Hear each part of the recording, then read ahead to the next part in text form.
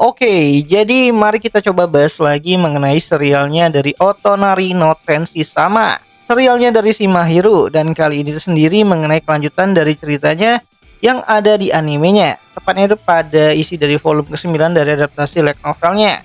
Spoiler ya tentu aja, video kali ini sendiri bakalan jadi video spoiler. Jadi jika kalian itu tidak keberatan, yuk mari kita coba lanjutkan. Nah, jadi lanjutan cerita ini berada pada chapter kelima pada adaptasi light novel volume ke-9-nya. Di mana pada pagi hari di sekolahnya si Amane dan juga si Mahiro. Di mana pada pagi hari tersebut Itsuki tiba di sekolah dengan ekspresi kurang bersemangat lah gitu kan. Terlihat ia masih memikirkan pertemuan tiga pihak yang dihadiri sebelumnya.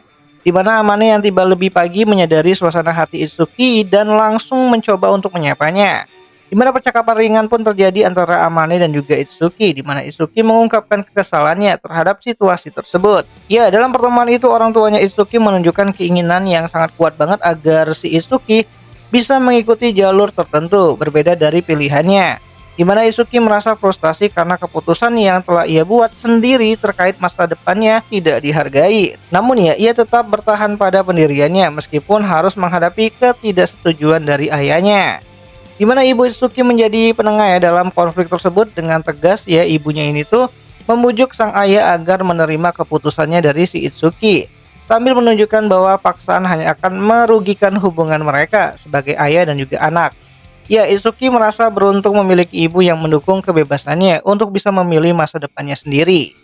Di mana Itsuki menggambarkan ibunya sebagai seorang yang tegas namun bijaksana. Ia menghormati prinsip ibunya yang mengizinkannya untuk membuat keputusannya sendiri, tetapi tetap saja menuntut agar tanggung jawab penuh atas pilihan tersebut. Di mana Amane memuji pendekatan ini meskipun terasa sedikit sulit. Nah, dengan dukungan ibunya si Itsuki dan juga tekadnya Itsuki sendiri, Itsuki memutuskan untuk bekerja lebih keras demi mencapai tujuannya.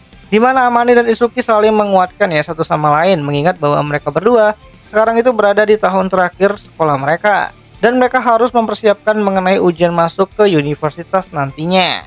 Nah, di sini Amane mengungkapkan ya bahwa meskipun belum memiliki pekerjaan impian yang jelas banget nih, ia memiliki bidang minat tertentu yang ingin ia pelajari. Fokusnya adalah menjadi mandiri dan menemukan apa yang benar-benar ia sukai, baik itu berupa karir maupun hobi. Di mana Itsuki bercanda ya bahwa sebenarnya motivasi terbesarnya si Amane itu mungkin adalah untuk bisa bersama-sama dengan Mahiro terus sampai ke universitas. Ya, Amane mencoba membantah itu tetapi wajahnya memerah, membuat Itsuki semakin gembira menggoda si Amane. Waduh gitu. Ya, Itsuki dan Amane sama-sama menyadari pentingnya saling mendukung sebagai teman. Mereka berbagi tekad untuk bisa mencapai tujuan masing-masing sambil menghadapi tekanan akademik dan juga keluarga mereka. Meskipun suasana hati Itsuki sempat murung ya, candaan ringan dengan Amane berhasil menghidupkan kembali semangatnya.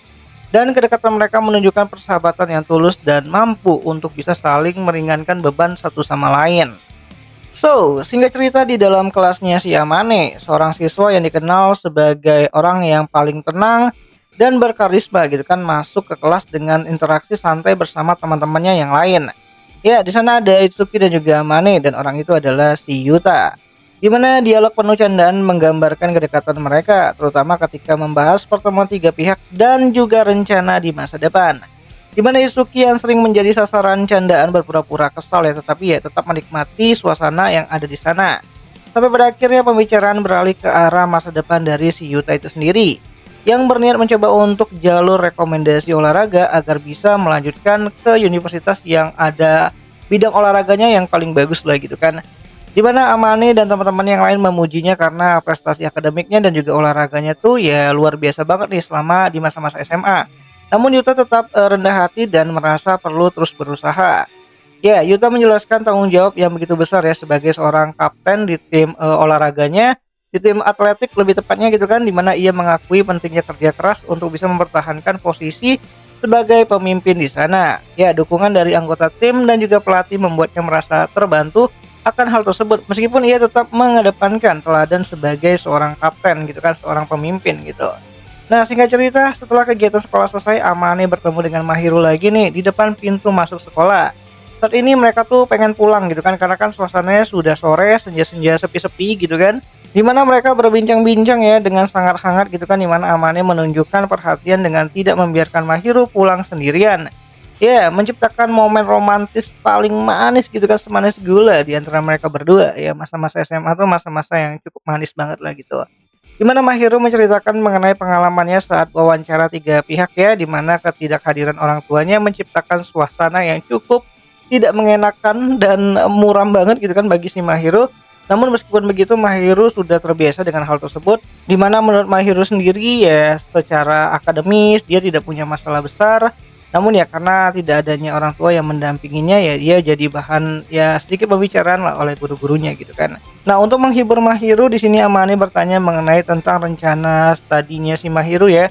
Rencana kedepannya si Mahiro dia mau ngapain, di mana Mahiro mengungkapkan keinginannya untuk bisa masuk ke universitas yang sama dengan si Amane. Ya meskipun fakultas mereka berbeda, ia menegaskan bahwa keputusannya tidak hanya berdasarkan hubungan asmara melainkan keinginannya sendiri.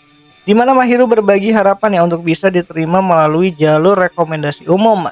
Karena dia sangat yakin dengan kemampuannya, di mana ia juga mengungkapkan bahwa dirinya itu aktif mempersiapkan diri dengan tryout dan juga sertifikasi yang udah dia ikuti selama ini.